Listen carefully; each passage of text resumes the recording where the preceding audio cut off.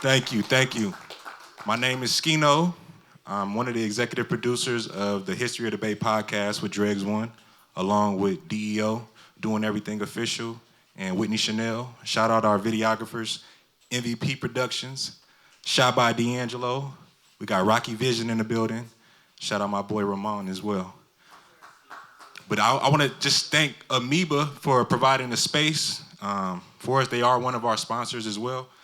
So I just want to thank Amoeba. And if y'all are in here, ensure that y'all are shopping with Amoeba as well. They got a lot of hip-hop artifacts, classical artifacts in here as well. You know, they may be worth something real soon. So without further ado, I want to introduce the one and only, the man, the legend, Dregs One. Make some noise.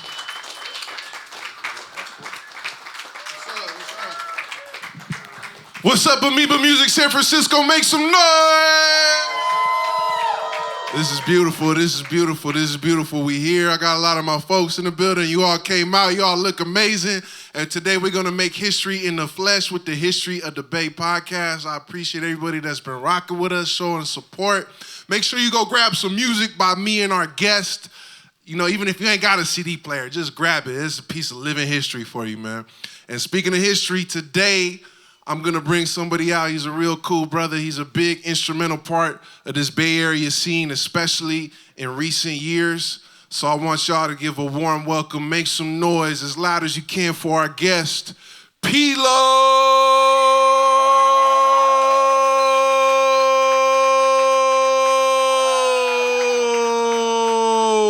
P-Lo to the stage.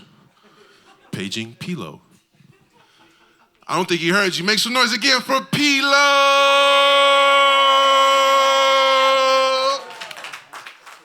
Sorry. It's all good, brother. Make yourself comfortable, man. Oh, is this cool? Yeah. Whatever's clever. How you guys doing? How's everyone doing? Much love to everybody. How you guys doing? Appreciate you for coming through, bro. Oh, man, it's just a pleasure to be here. Yeah, you know, we were talking a little bit before about how important the history of the Bay Area is, our soil, and I wanted you to be part of this because I definitely feel like you are making your own history right now, but you also come from the same tradition. You know what I mean? Yeah, I mean, like growing up here and coming from here, and like so much rich history. Not even just in rap, but just in music, like period. You know what I'm saying? So it's like it's important that we keep like sharing that history to the younger people, just so they know where they came from and you know all the influences that they like. You know. Most definitely. And it's real special for me to be here at Amoeba Music San Francisco on Hay Street because this is where I got a lot of my tweaks digging through these aisles. And I wanted to know for you, what was your introduction to Bay Area music? I think obviously like some of the first introductions was like all through like KML. You know what I'm saying? Listen to the radio like when I was like a little kid, and my sisters like. My sister always had this like big ass like stereo system in her room, so I would like wake up to like KML and like hearing music like Digital Underground, and 40 and Freaks of the industry, yeah, and all that shit. You know what I'm saying? Yeah. And then on top of that, shit like maybe like Hammer, and then like my dad's like a OG Filipino dude, so like he had like some MC Hammer shit, but then like. You know, I also had an older brother too, so like I'm the baby, so like I just used to just copy off like whatever my older sister, older brother was like fucking with. Yeah. And then my brother, like I think one of the first like my own intro to like shit was maybe like Andre Nicotina, to be honest. Is that right? Yeah, like Nicotina. Shout out to Andre Nicotina. Shout out to Nicotina. It's like Conversations with the Devil and all that shit, like.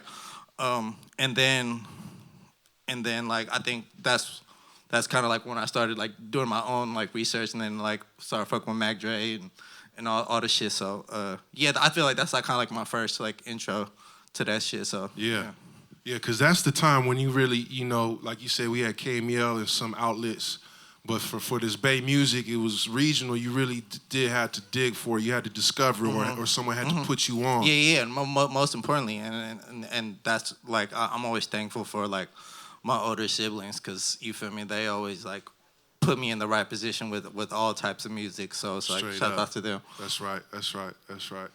Man, I wanted to ask you about something because this was real special for me to participate in.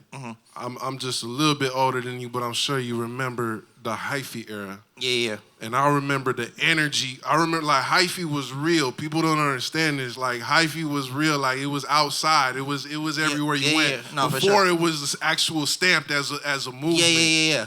So what was your experience like during those times? I mean, my older cousin, like, we was fucking with Mac Dre, and then at the time, that's when like Trill TV came out, Right. and that shit is like, you feel me? That I feel like that's like the Bay Area, like That's the blueprint. that's like the survival scroll of like Yeah. of that like time period. Yeah. Like you could still go back to that shit and like Yeah. see where everything came from. Yeah. You know what I'm saying? And then fast forward down the couple years later, you know, that's when it was coined the hyphy movement. Yeah, exactly. But yeah, like that was like in my like early development years, like damn near middle school. You know what I'm saying? Going into high school, like fucking My Ghetto Report Card came out. I think my 8th grade or freshman year in high school.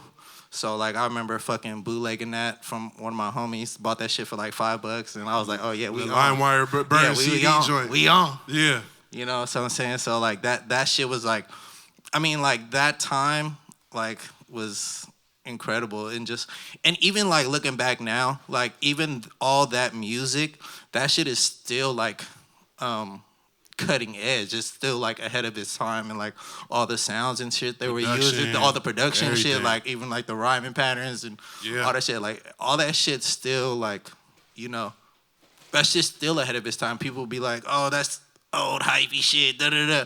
Bro, you have to understand, like, bro, we're from the Bay, bro. We're like 10, 15 years ahead of everyone in the whole Facts. fucking like world, bro. Facts. So what y'all think is old, what people think is old is still new to people, We've bro. been doing this, Bro, yeah. I be in LA, bro, and people like, bro, motherfuckers will play Young Kurt in the club, and that shit goes up like it's, you feel me? Or like motherfuckers play D-Lo in the club, and it's like some new shit, bro. Yeah. But you can't do that to other people's like regional shit. Like you know what I'm saying? Like that shit still goes up. So it's like people be trying to like shit on the hyphy movement and all that shit, but like that shit's still like ahead of its time. So it's like, yeah. I agree. That's a good way to put it. And those two projects, I definitely remember really clearly. You said it exactly accurately.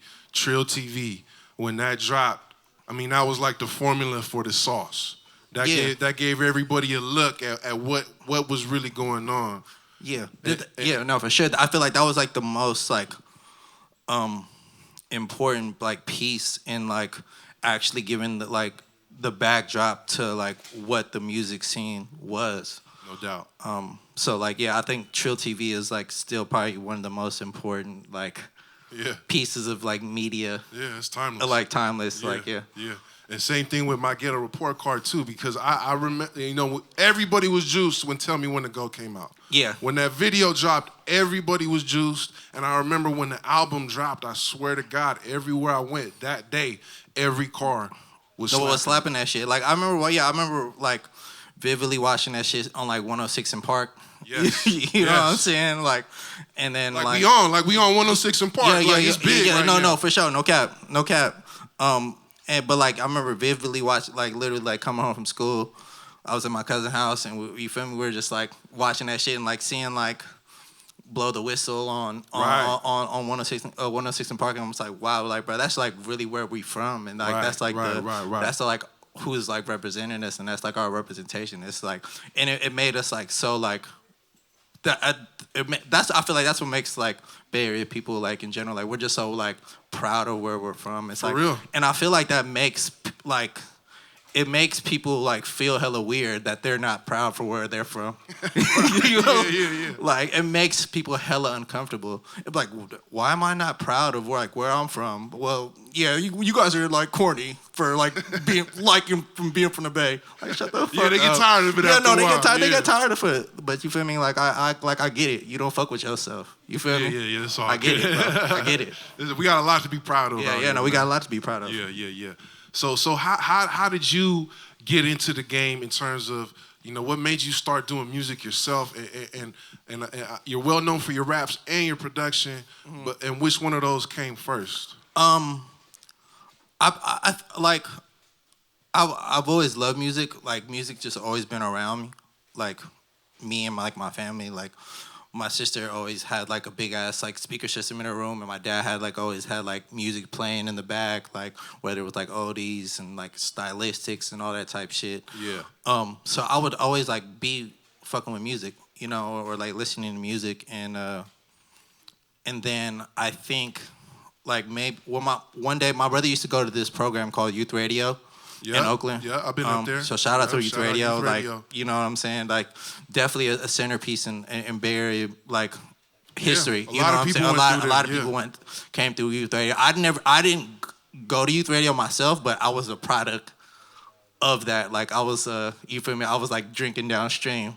You know what I'm saying? But, like, Youth Radio, my brother used to go there, and he brought home, like, a beat-making program. And I think this might have been, like, 6th, 7th grade. Which program was it? You remember? Reason. It was Reason. Okay. And I still use Reason to this day. I still use Reason too. I still use Reason to this day. That's what's up. So and that was like, I think that version of Reason was like 2.0 or something like that. And I still use it to this day, and it's like we're like version like 12 now.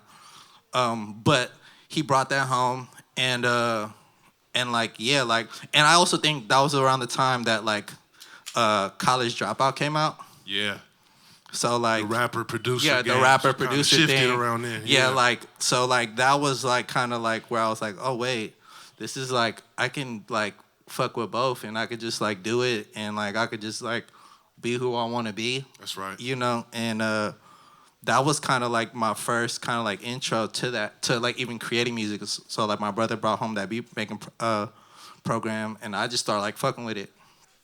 And then and this was before rapping. And yeah, and this before, but also like I would just like fucking like like I said, like I was like fucking with Kanye at that time. So like at that time, like I would just go like download like all like Kanye instrumentals, and like I would like try to like rap over them and just like write raps. Yeah. And I used to like go to like family parties and shit, and like have this like notebook with me, and you know what I'm saying. So that's kind of like where everything, I was like, okay, I kind of want to do both at some point, you know, and really like hone in on everything.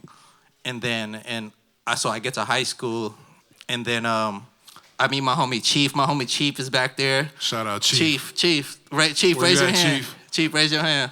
Respect, What's respect, up, Chief? respect. So Chief, me and Chief went to high school, and we used to play basketball together. So at the time I was a freshman, he was a senior, and he was like, yo, like I rap, like I want to like, and I was like, sure, like I make beats, like let's do some shit. And then he was like, yo, I want to introduce you to my friend Sudan, which is Iamsu. Mm-hmm. And like Sue was two grades older than me, and then that's when we met. So we all went to the same high school. And at first Sue like felt like some like competition.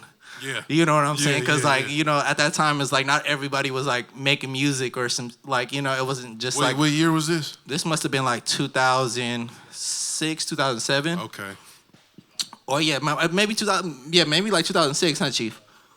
Yeah, like 2006, and right. that's where he like introduced me to Sue. And then like at first like there was like we were like he was like, I'm about to bring a BCD tomorrow, and I was like, okay, I'm about to bring a BCD tomorrow too. And then we just kind of like, you feel me, like at first like we were kind of like bumping heads to see who's. He went through youth radio too. Yeah. Sue also went to youth radio too. That's So you know what I'm saying? Like youth radio was really like a pillar of like where even like Bay Area music was birthed. Yeah. You know what I'm saying? Because I feel like who else went there? I think Roach did. Trackademics. Right. Shout out D Nasty too. Yeah, D Nasty. Yeah. You know what I'm saying? Like all the legends. Ben Frost over there. Right. You know what I'm saying? So but yeah, that's kind of like where everything. And then me and Sue got really locked in, and then yeah, and that's really kind of like That's first. tight. Yeah. That's tight. That's That's kinda like where that's that history. That's how a lot of these Bay Area stories started with just The homies. friends in The school, homies, the homies. and just picking it up and rocking with it, and you see where it's taking you. Another thing about Bay Area music that's really important is our business sense and being independent. And what was your transition on getting your music out there in the beginning, and how did you scale that up to where you at right now? I mean, I think it's about like literally building like the space where that music can be like ingested. Is that the word, ingested? Or Ingested, digested. It's digested, ingested. So like a lot of like the early like Sue records that we were like working on, and all like the early HBK records, those records were getting played at like Shmop Fest. You know what I'm saying? And Shmop Fest are like the parties that like Cool John used to throw. House party Yeah, tweets. like crazy stupid like house parties. So like, that's where like most of the music would be like. That was like the breeding ground for like if the shit slap or not. So we would go there like. Cool John would have like this like not even like a DJ setup. He would have like he would play like he'd have a CDs of MP3s, not even like audio tracks, but there were MP3 data CD. MP3 data CD. Yeah, when you had the CD player that had like 100 joints on there. 100 joints on there, and he would play it on a DVD player.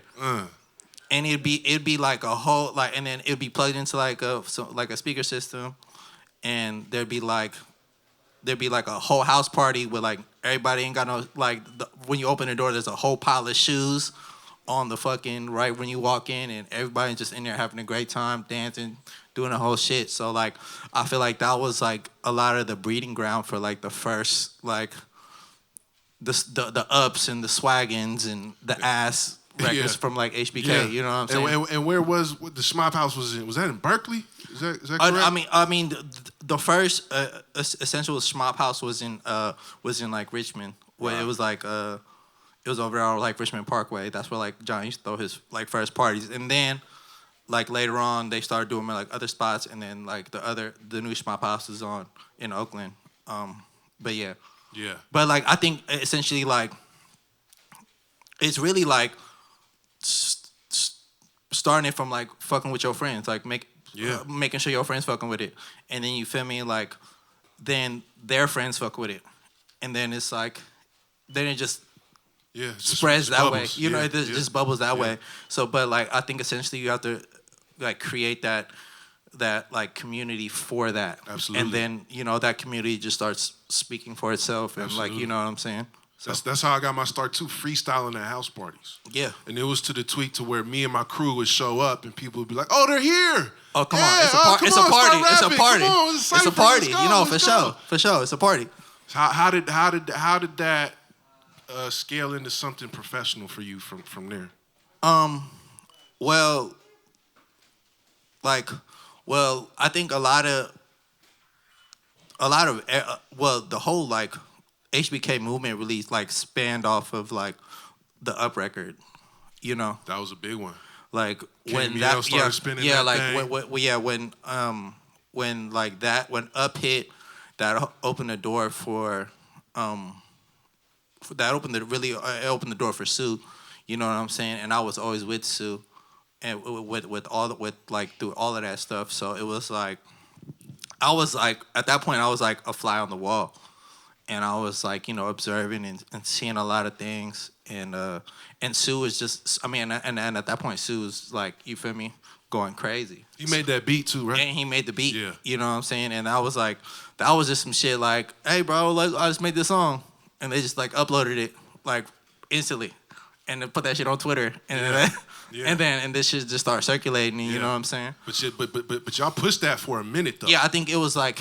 Before it really popped off. It was probably like a year or two maybe old. Because I went to a meeting at KML with Rick Lee, and he was telling me, he's like, you want to get your music on the radio, you got to create a movement like these guys did with HBK, where y'all pushed that song enough to where it had the demand to where the radio had to play it. Yeah, because they was gonna look boozy if they wasn't playing it at that point. Yeah, no, for sure.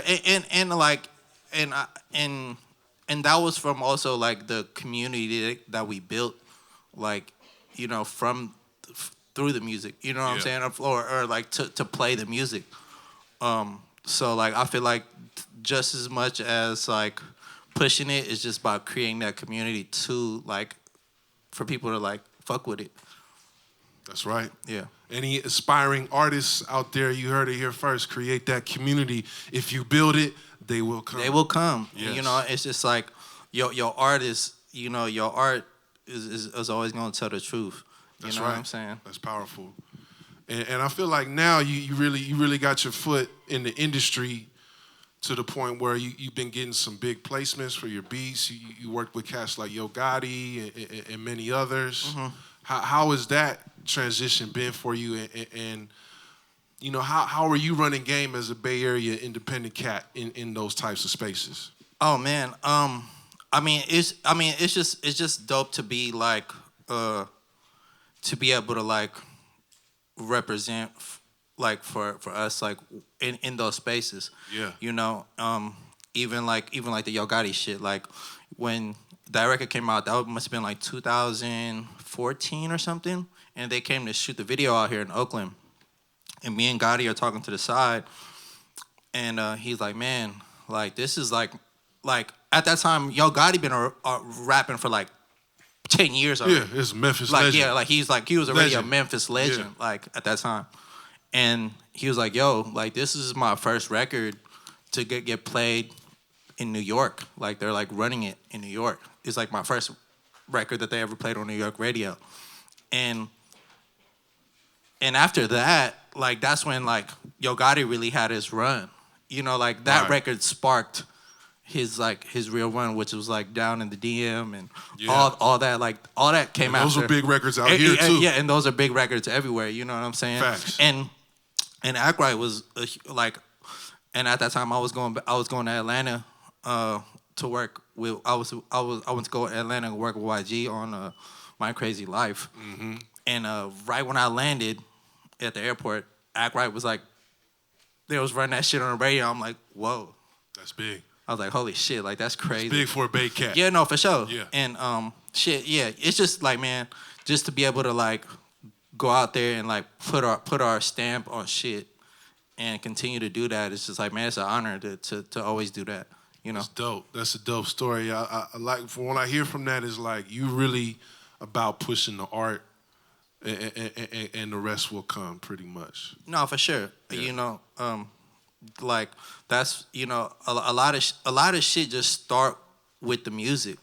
I feel like nowadays it's a little more like backwards. Like people try to get the brand together and all the shit and get all the content. People get deals before they even have songs but out. before the shit even like, bro. Crazy.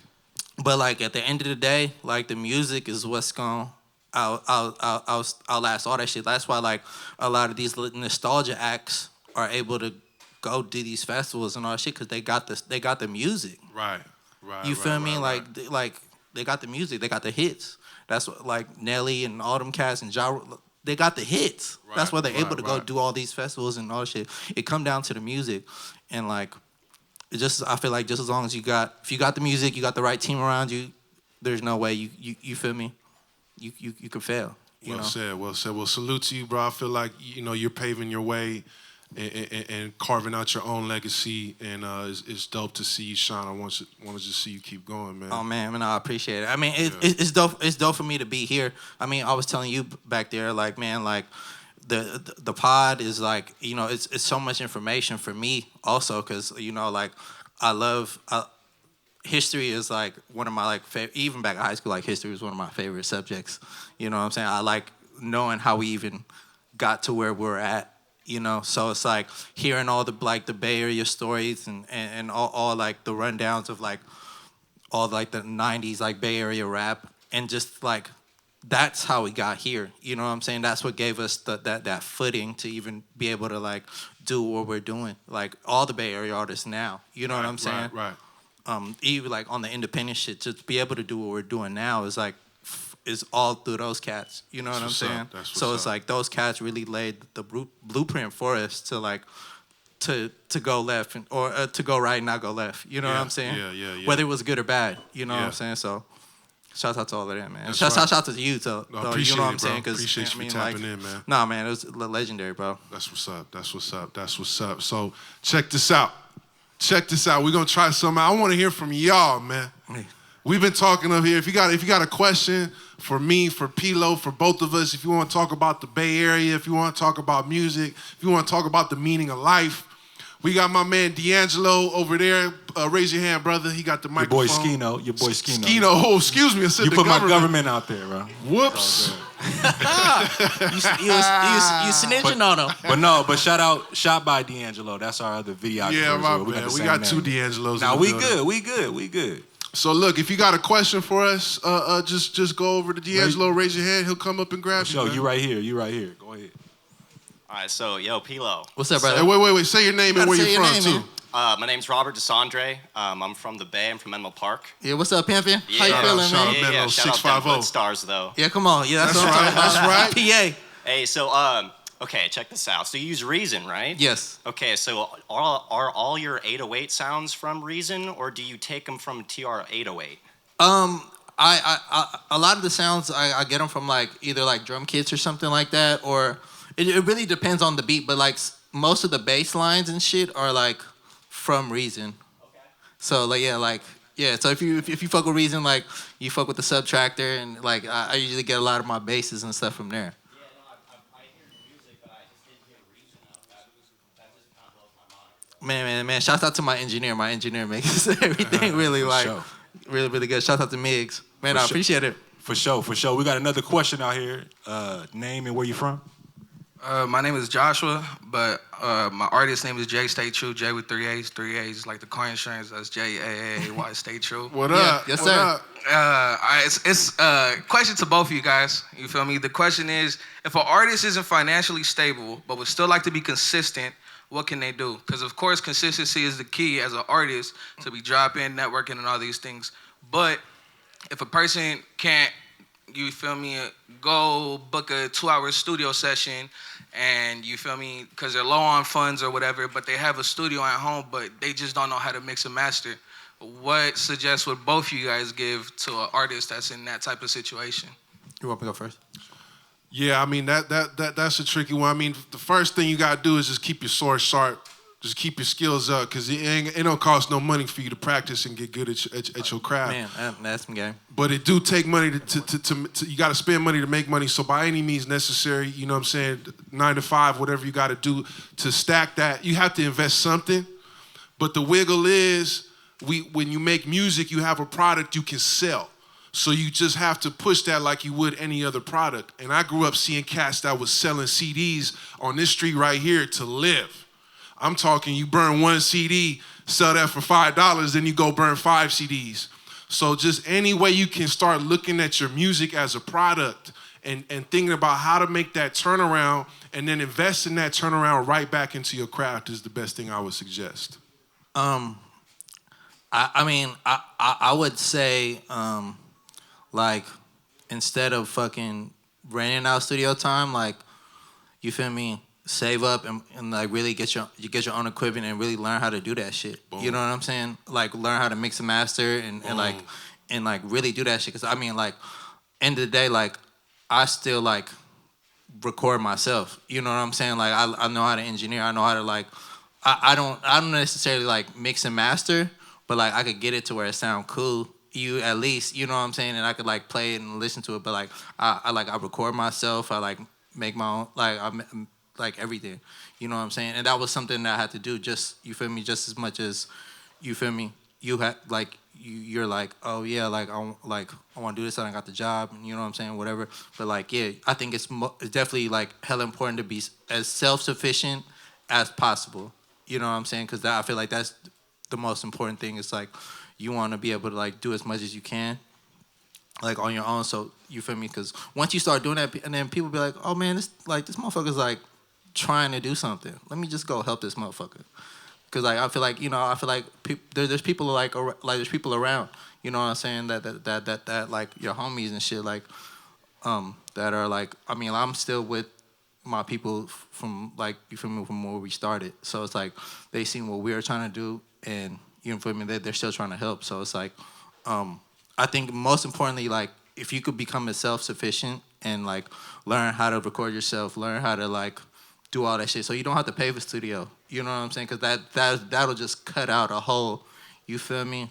And then you could really like if you learn how to do all that shit and have your own shit, you could be practicing all the time. You know what I'm saying? You could getting jump shots up. You feel me? Some of the shit you might not even put out, but just getting that repetition of doing that shit all the time. So yeah, I think that's definitely very important. Much love, brother. That's good game right there. Definitely, Real talk. definitely. Very insightful. Appreciate that. We got a rising star in the building. You want to introduce yourself? I go by the name Gabe in the band. I got a question for you, P-Lo. Much love, Pimpin'. I mean, I'll follow you on Instagram, man. What's up, Juan? I love your shit, man. Yeah.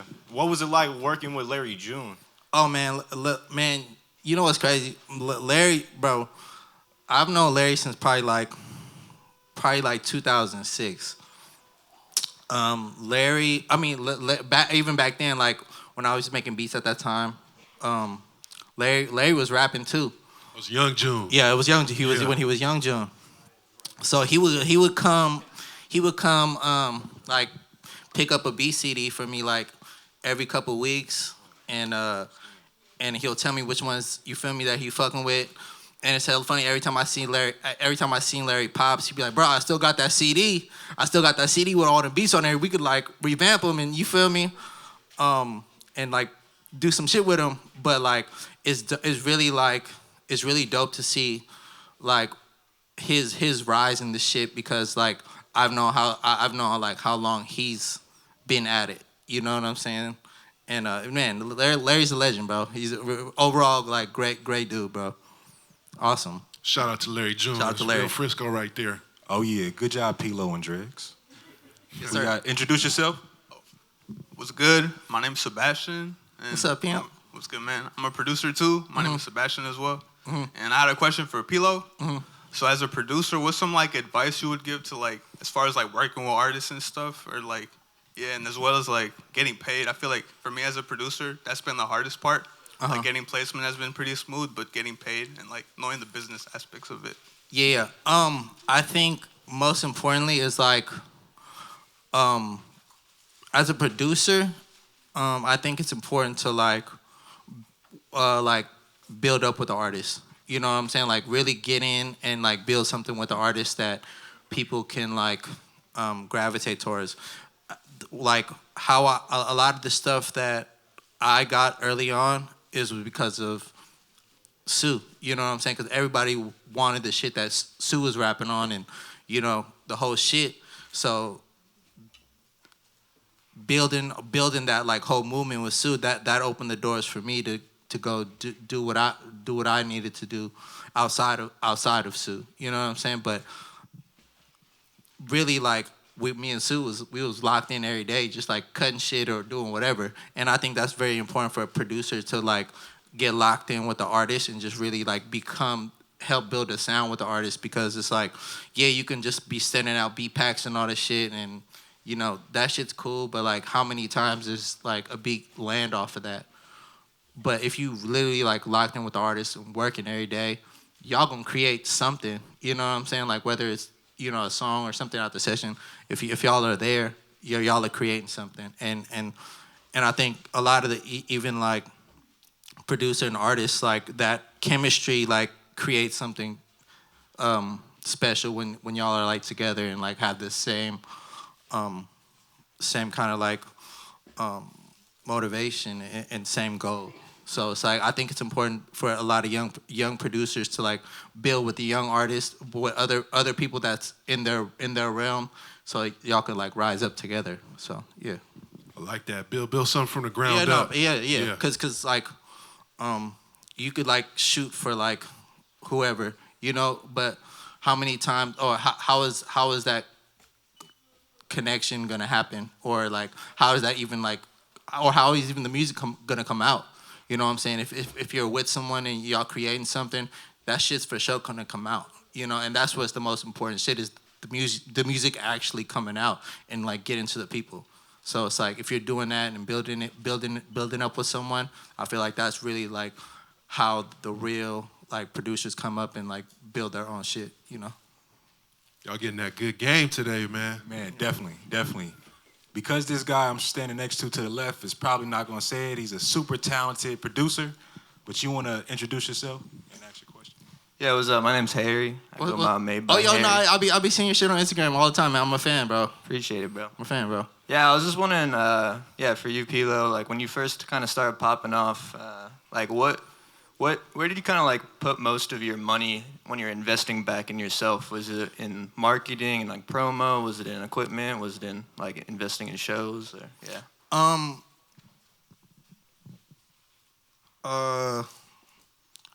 Yeah, like I feel like so a lot of like when I first like maybe like 2014, 2015, I had like a bunch of like I had did a pub deal and like I had some money, and so like all that money from the production money was like where I like started to invest and where like P-Lo as the artist like wanted to go in a trajectory. So that was me, like whether it was me paying for tour, or like paying for my own tour, you know, whether it's like buses and hotels and all that shit, whether it's like paying for videos, and then when you shoot a video, you have like, you know, people that work on the video, and whether it's models or whatever, and then on top of that, like getting like investing for music to get mixed and all this shit. Like it was like a lot of that shit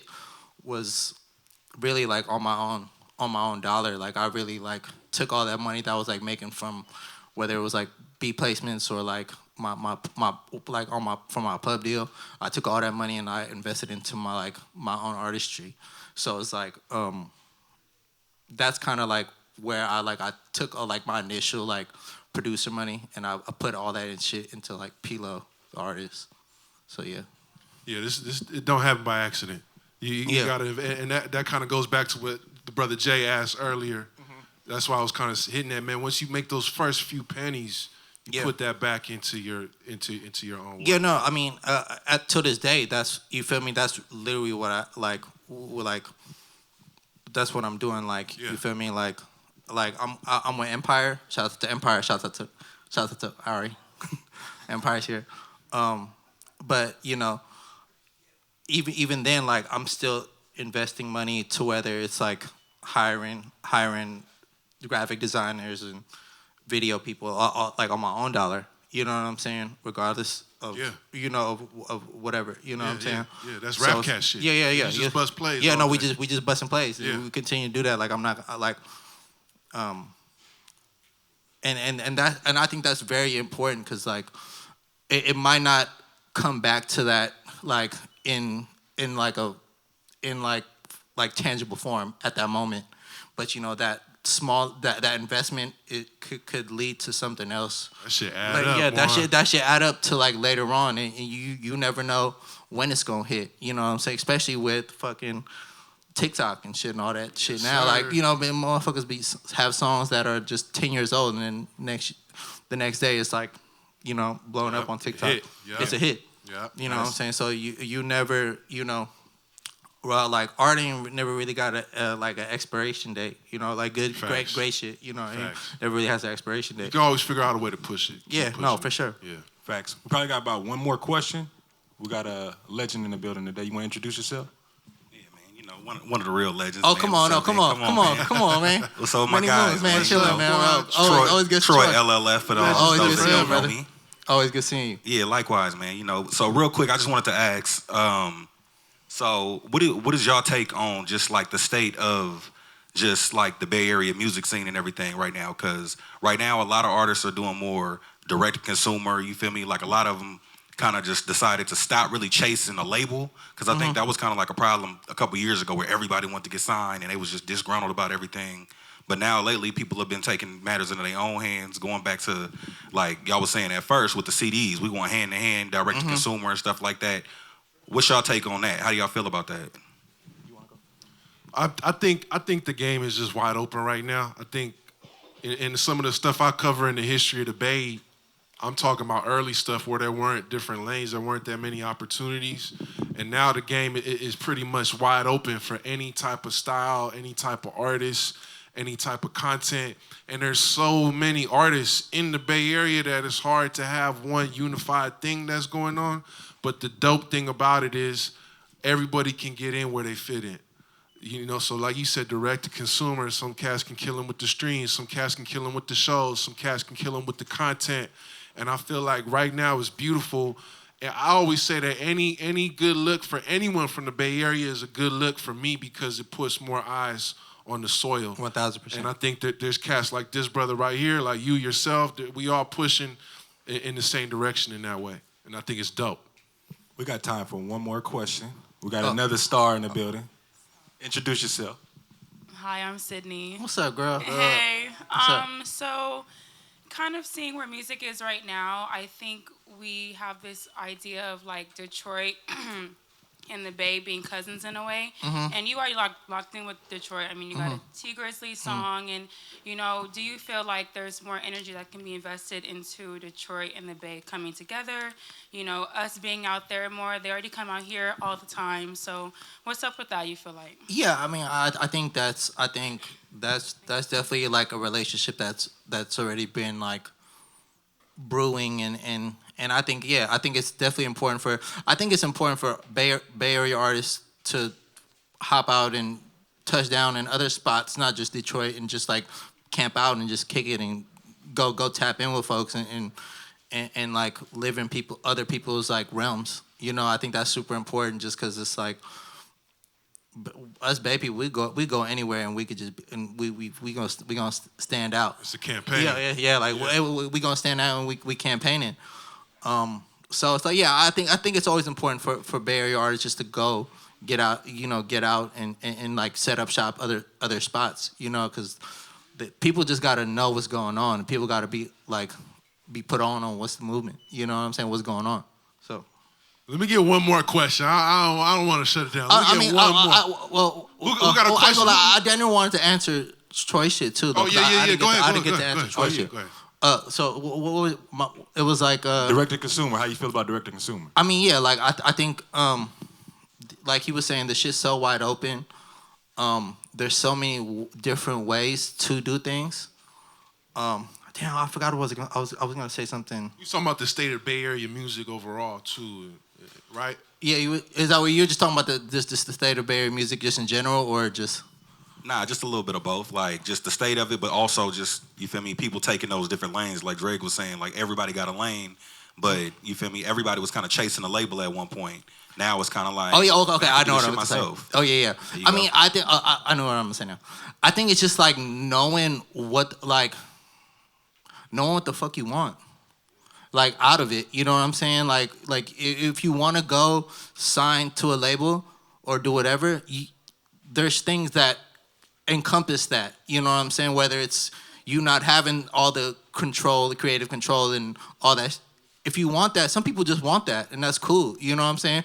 But if you do want to be able to like control what you got, and all that stuff, then you can go the indie route and and all that stuff. So it's just, I think truly you have to know what you want out of it and like what's your definition of you being successful, because everyone's definition of being successful is different, because people are like, oh, this person's on and okay, that's cool, but like what, that's my version of success isn't that, is that, you know what I'm saying? So it's like, it's different. It's That's like, real. I think, and knowing, most importantly in anything in life, is like knowing what you want and knowing what you have to do to go get it, and really just like taking the ego out of that. It's like, okay, this is what I gotta do, this is what I want out of life.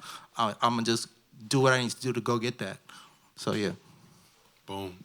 I want to hear from one more person. We got one more person. Who's dying to ask a question, man? You got a question right here? Introduce yourself, brother.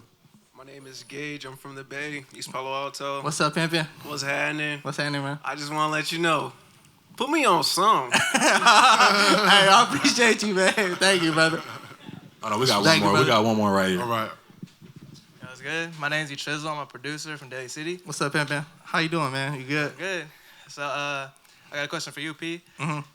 Do you think Filipinos get the recognition in the music game? Ooh, good question.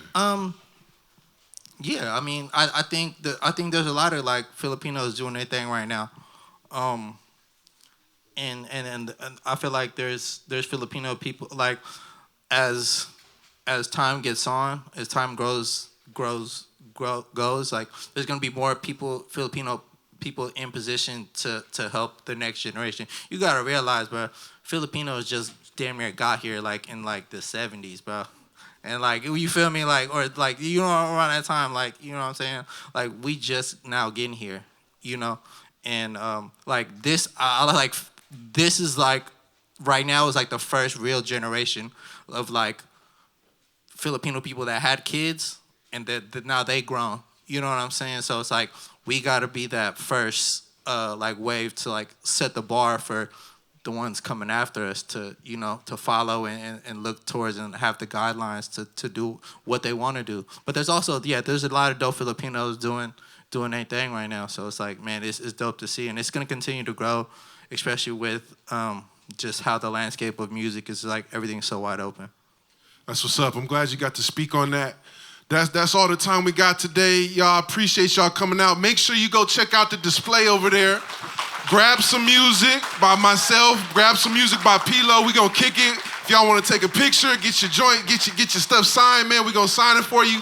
And thank you so much to the whole crew of Amoeba Music San Francisco. Make some noise one last time, y'all. Let's go. I appreciate y'all. Thank y'all so much for coming through. Y'all could have been anywhere in the world, but y'all was right here with us. I appreciate y'all from the bottom of my heart. Thank you so much. Peace. Can we get another round of applause for Dregs One and P-Lo? It's the History of the Bay podcast. It's our first live taping. Y'all witnessing history right now.